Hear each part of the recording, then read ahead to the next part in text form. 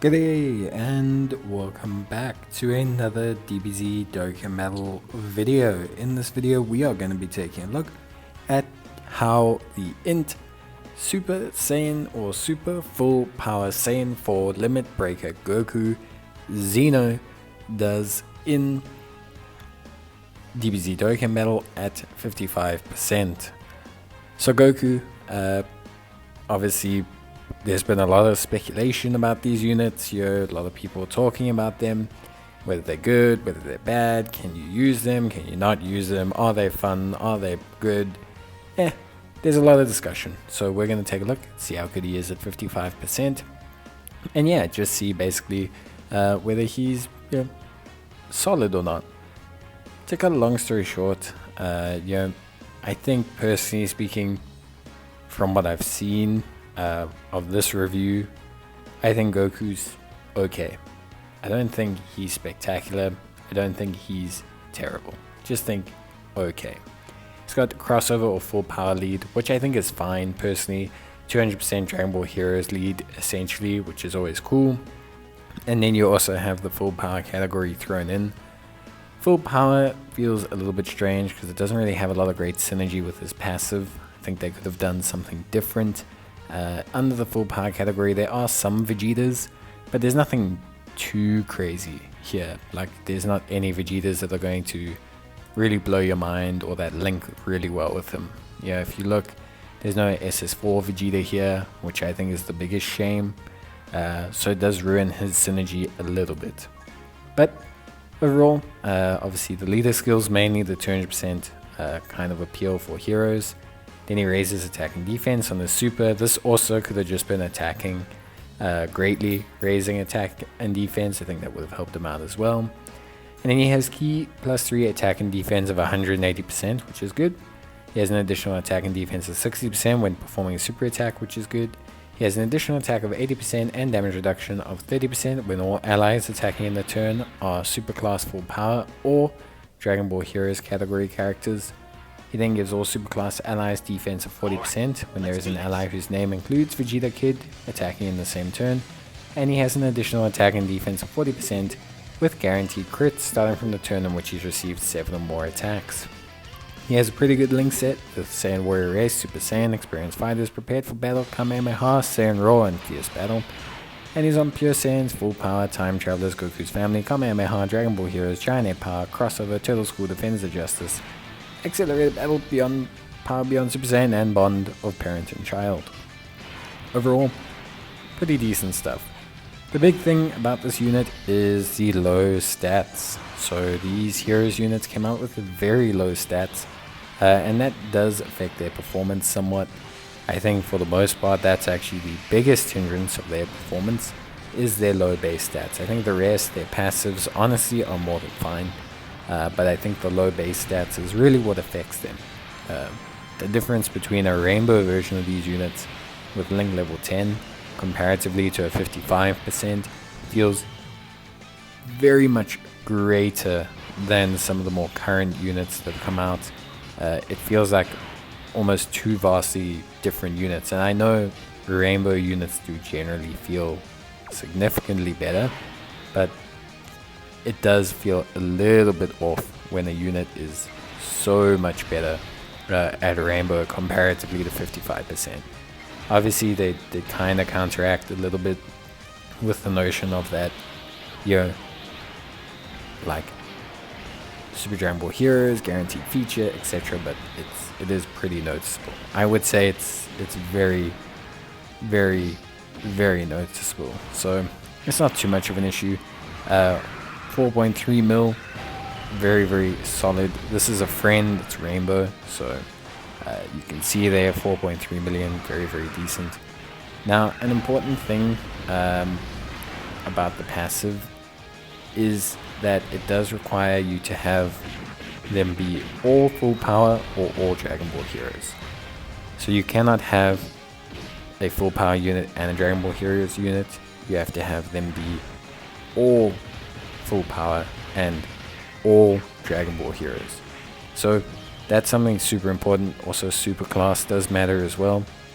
So they have to all be super class. So You can't just get Goku's passive by having one full power and one Dragon Ball Heroes unit, and that does feel a little bit restrictive.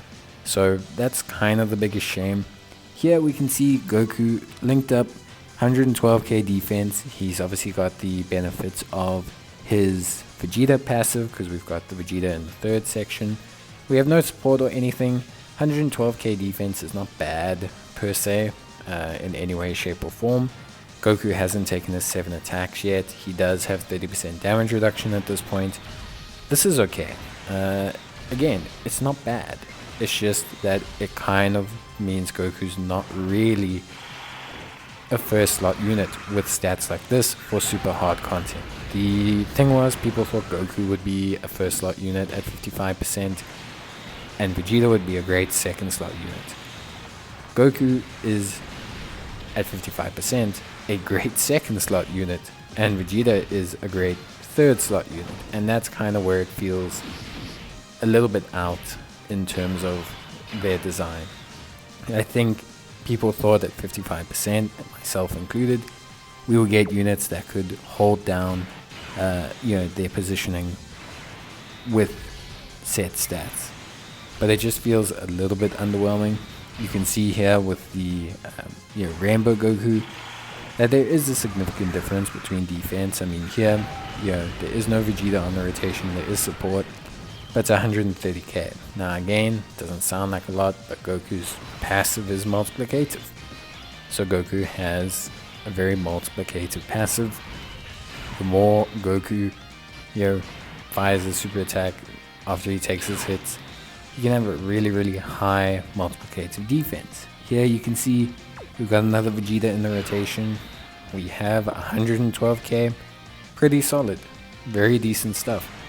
The thing is, Goku kind of needs Vegeta in the rotation, so you kind of had to pull both, and it looks like you kind of had to pull both with a dupe because they're just so limited with the way they are.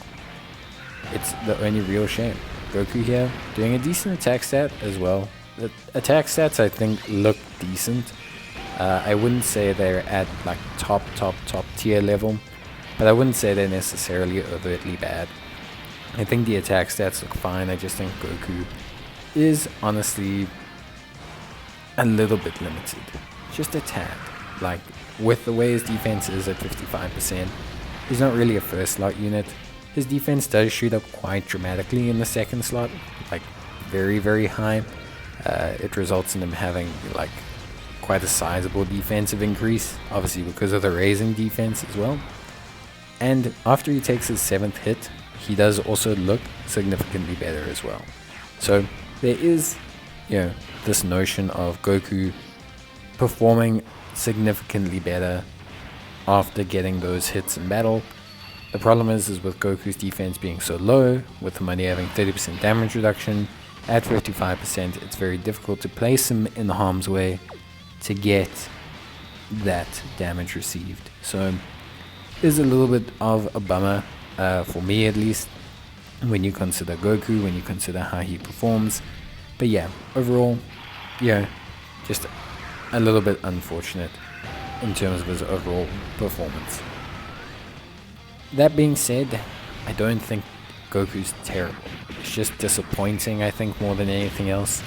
I think a lot of people were expecting him to be, kind of like, very similar to Birdku.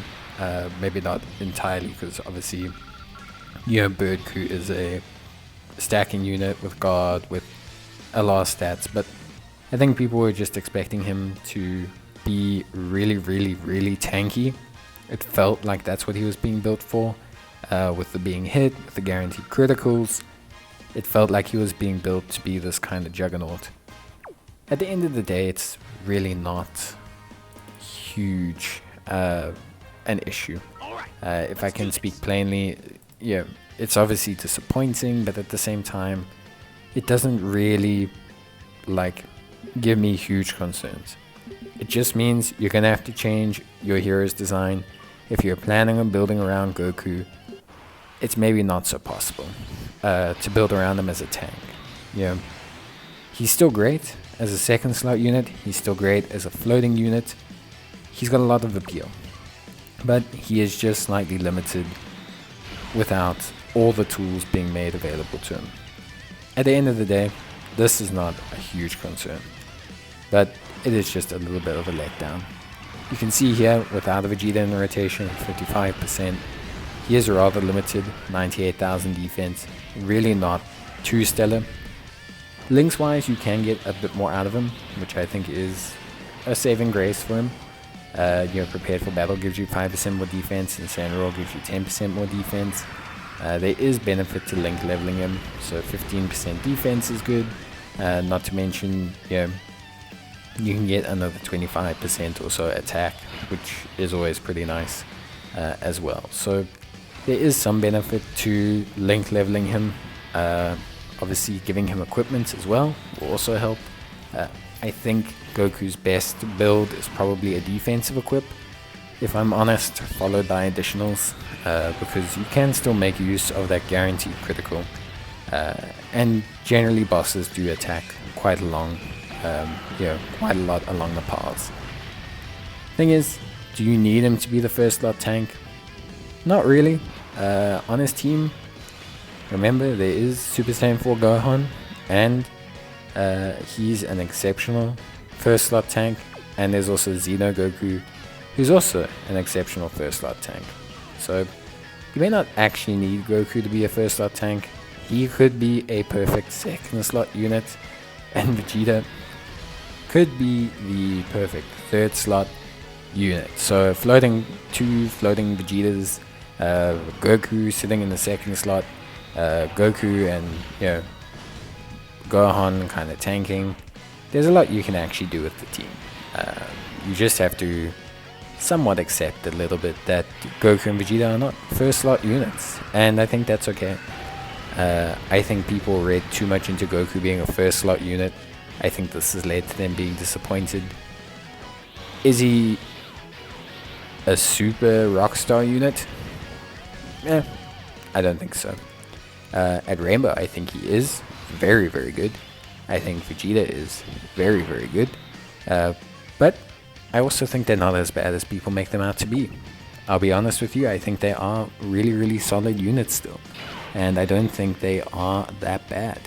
If you take a look here, you can see this is a friend lead Goku, but also 55%, 127k, really solid. In this first slot, really, really good. We have some support on the rotation, but generally speaking, that's really, really good. That 127k is going to go up a lot after Goku fires off his attack. So he's immediately looking a lot better. Link level him, and all of a sudden, this guy's going to be looking pretty crazy. 5.4 million, very nice attack stat. And this is at 55%. I personally think the expectations, maybe, of Goku exceeded what people necessarily wanted, or exceeded what Goku's passive actually read as, considering his stats. With that being said, change the team around, use Super Saiyan 4 Gohan, use Xeno Goku as your tanks, and all of a sudden Goku doesn't look bad at all. And I think that's kind of my number one concern or consideration here. It would make a lot of sense if all of a sudden Goku and Vegeta are floating. Their support passes make more sense. Them being very strong after Super makes a lot of sense. It's interesting. But overall, link-wise, as I mentioned before, Goku has a very strong link set. Saiyan Warrior Race, Super Saiyan, Experienced Fighters, Prepared for Battle, Kamehameha, Saiyan Roar, Fierce Battle, all super duper strong links. Link leveling them, also pretty strong. Saiyan Roar giving you 10% defense, Prepared for Battle giving you 5% defense. Clearly great ape inspired link set, but pretty strong. Super Saiyan's very common, Saiyan Warrior Race very common, Kamehameha very common, Fierce Battle, all Dokkan Awakened characters, and Prepared for Battle. So any Experienced Fighters and Saiyan Roar are kind of separate there. Saiyan Roar being shared between all Super Saiyan 4 units, so that's fine. Well, almost all Super Saiyan 4 units. And Experienced Fighters also being pretty decent link shared between him and physical Vegeta. The new Bardock and the new Gohan have it as well. So pretty solid in terms of link, yeah, across the board. I think Goku is still good. I just think he's not a first slot unit like people wanted him to be. And for me, that's fine. I still think he's going to be really strong in a lot of teams. I just think the way you use them is going to be different to what people originally thought. But you connect him with Gohan, you connect him with Bardock, you connect him with a whole bunch of these units, and he's going to be looking pretty good. And yeah, I think overall, yeah, you kind of have to be pretty chuffed when considering how good Goku can be in the right conditions. He's got some great tanks as well. Super Saiyan 4 Gohan, spectacular tank. He's got Xeno Super Saiyan 3 Goku, also a spectacular tank with damage reduction and guard, which is pretty strong. I don't want to say too much, but that Goku, he looks like he's very strong. Obviously he's got that 35% damage reduction. He's got that huge level of defense. He's got those easy 8 stats. He's got a lot going on for him, and I think that's really good. Plus guard mechanic, plus defense after super. Really solid stuff. Now they don't share a lot of links, but at the same time, you don't need to be too concerned about that. You can supplement it, in other ways.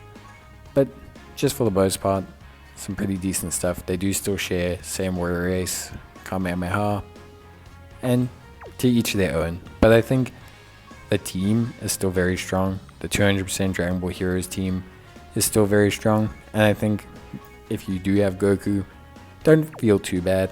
Just understand that at 55%, he's probably not the slot 1 tank you want him to be. Whereas at, like 100%, he probably still can relatively be a first slot tank. But to each their own. Honestly, guys, I think Goku's a great unit, and I think the team is still pretty good. So yeah, that's basically it from me. I hope you guys enjoyed the video.